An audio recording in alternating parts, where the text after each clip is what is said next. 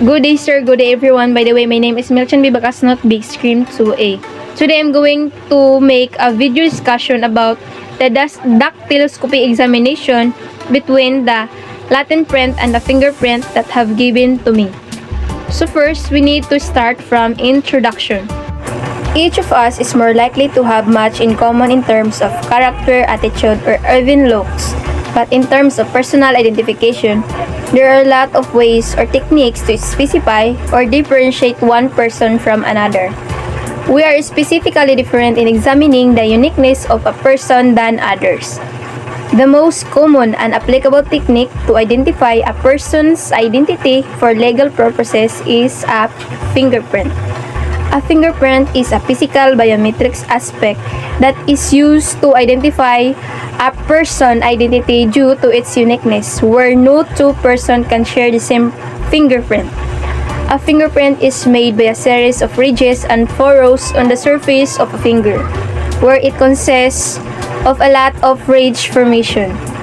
Considering the fact that there are three particular groups of patterns: the lobes, the whorls, and the arches, fingerprint identifications become more important and as a way of identifying a person, especially in the field of forensic science, which has been taken more seriously in legal, social, and even in a scientific meanings in a modern society.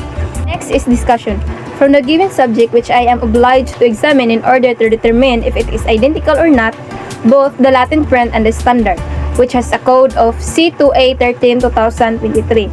So in that instant, I conducted a dactyloscopy examination, and apparently upon examining a lot of standards, I found out that there is one standard that looks like my Latin print, which has a pattern of a whorl, or specifically a plain whorl with symbols of W, a tracing of outer or O. Plain whorl is a type of whorl pattern that has one complete circuit that touches on the imaginary line between two deltas and has a core, and it is more similar to the Latin print I have. In my examination, I have discovered 12 similar ridges formations when comparing the Latin print and the standard. So, there is a big possibility that my Latin and the standard could be identical. There is a case that testified that in Philippines, there should be at least a minimum of 8 ridges formations found in the same place between the Latin print and the standard during the examination, and that is the Bilang-Awa versus Amador case, which is the first case in the Philippines where a fingerprint was used as identification to convict a person in terms of the ridges of the finger, and it was successfully defended by the authority to convict the accused. So from my examination, I have located 12 ridge formations which exceeded the maximum standard number from the case I've mentioned earlier. So next is my finding. So based on the discussion, I found out that fingerprinting is more complicated than other techniques to identify a person. But it is a very relevant way to ensure that the specific person you are examining is the one you are trying to point out, because fingerprinting is a unique process where no one can copy the identity of a person aside from DNA, and also because of the principles of individuality. Fingerprints are more important in this modern society.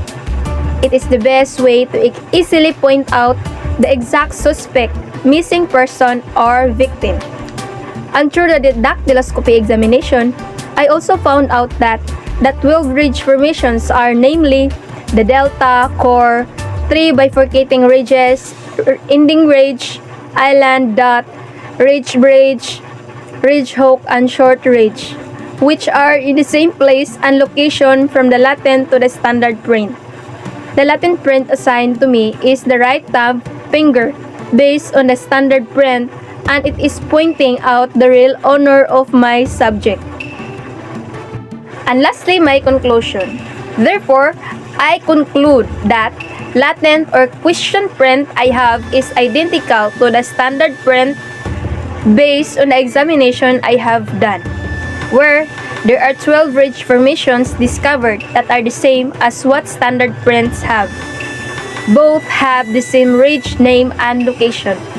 So, it clarified that or testified that the Latin print I have is the right thumb and that it is identical to the standard print, which is owned by Miss Daguan Jana R. Thank you, and that's all.